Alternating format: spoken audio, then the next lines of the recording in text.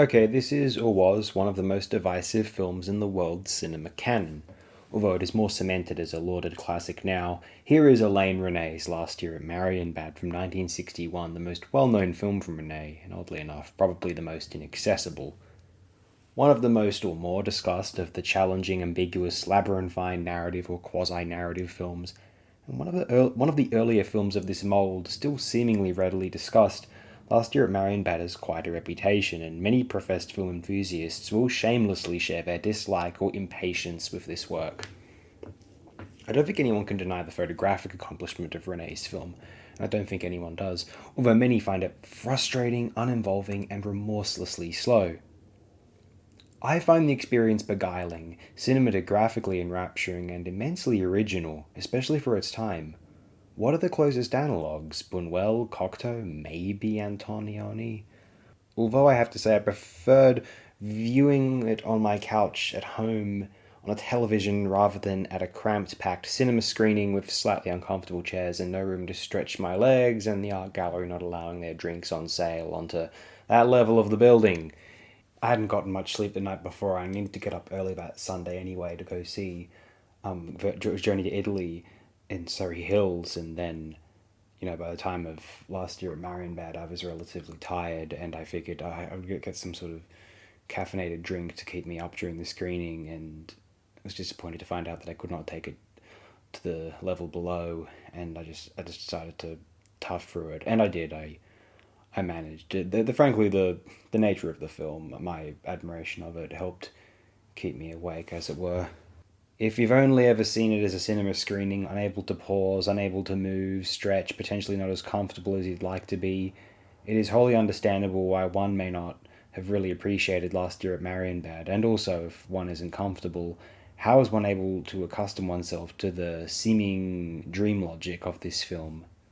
I suspect any analysis of this film or its screenplay from Alain Robert Grillet, who would later go on to become an incredibly compelling director in his own right, must be rooted in some mode of dream logic, dream analysis, for if it were composed as an effectively, though probably not strictly, stream of consciousness work in an attempt to get into the core of the psyche's anxieties, then it is adjacent in some respects to the dream logic or the hazy thoughts one has in the several minutes prior to falling into sleep.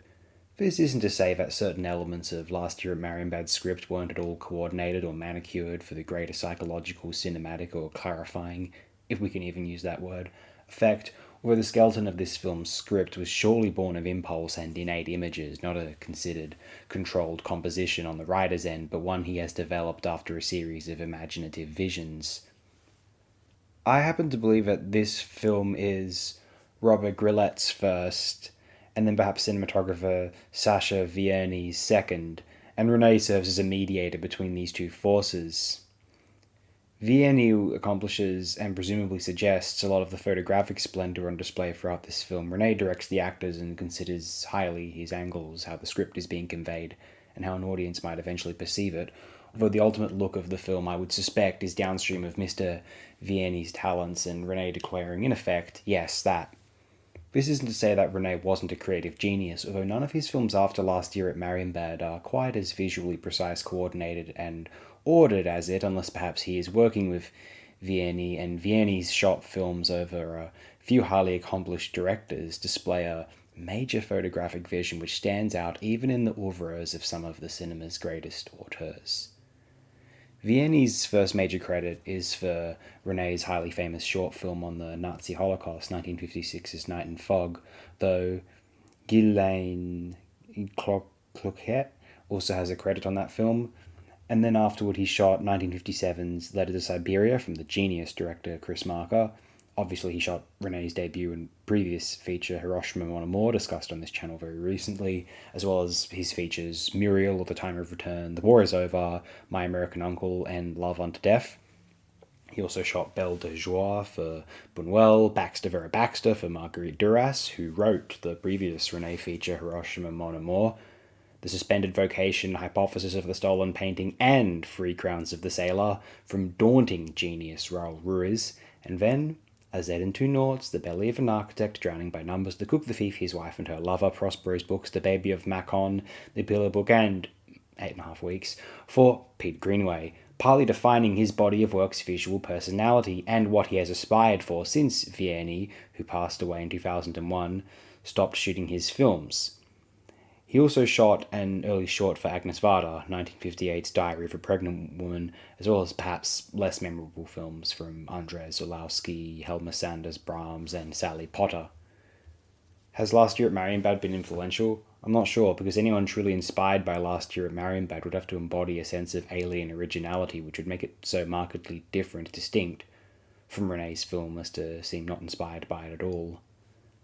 I'm fond of the film. It might not be on one of my short lists for best films of all time, or maybe even of the 60s, but I certainly don't put myself in the Pauline Kael camp of accusing this film of being for the boring people who get together at boring places to talk about boring things, or however she worded it. One, because I don't polish my opinions to be placed on the shelf and show them off to people.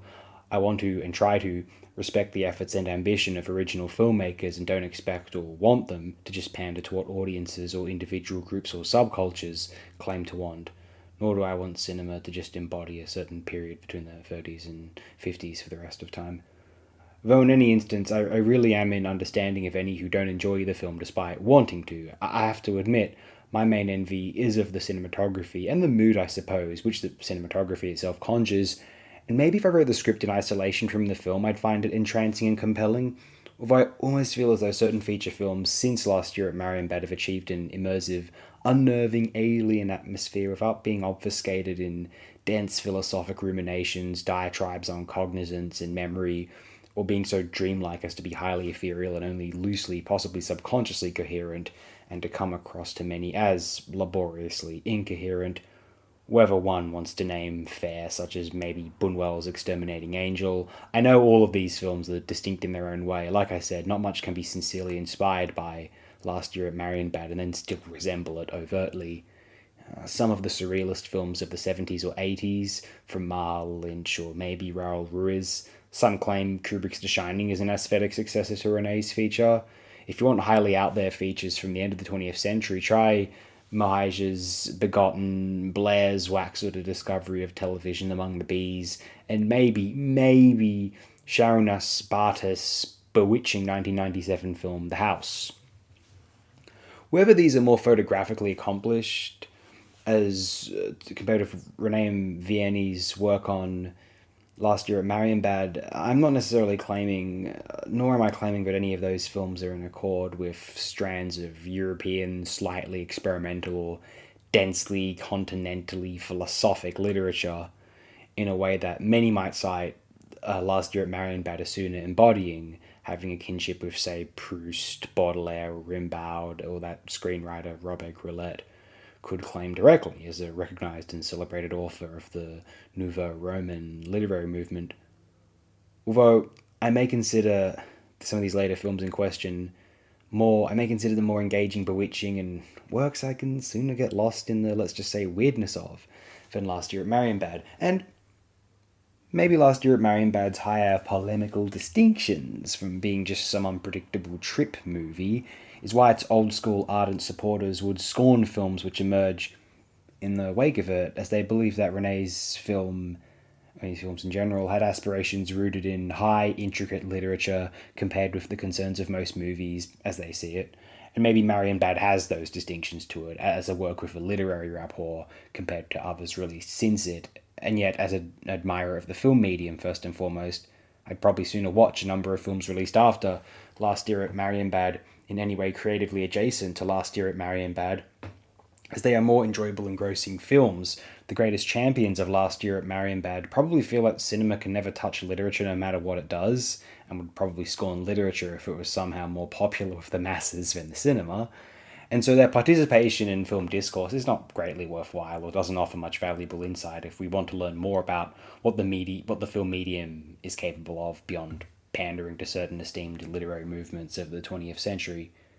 In any case, I'm a fan of Last Year at Marienbad, not a fanatic, but a definite admirer. I'm more fond of Hiroshima Mon Amour and a small number of other films from Resnais, say Muriel or The Time of Return, Je T'aime, Providence, and Mello, though I won't deny the gallant cinematographic accomplishment of Last Year at Marienbad, if nothing else. one of the oldest canonized world cinema classics, which still polarizes. Last year at Marienbad will always either enchant or enrage viewers, and if it didn't, maybe it would lose some of its effect, or suggest that it wasn't as peculiar and unusual as we always thought it was.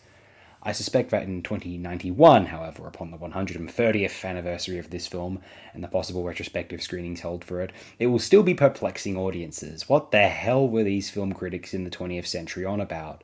Well, many film critics since its release have wondered, what the hell are those other film critics on about? And many of us, I would suspect, wouldn't have it any other way, because if it meant that the film would have to become more recognizable, familiar, and traditionally coherent, it would lose some of its unreplicable magic, and I also suspect that many of its current detractors wouldn't like it that much more, were it cleaned up for their personal sensibilities either.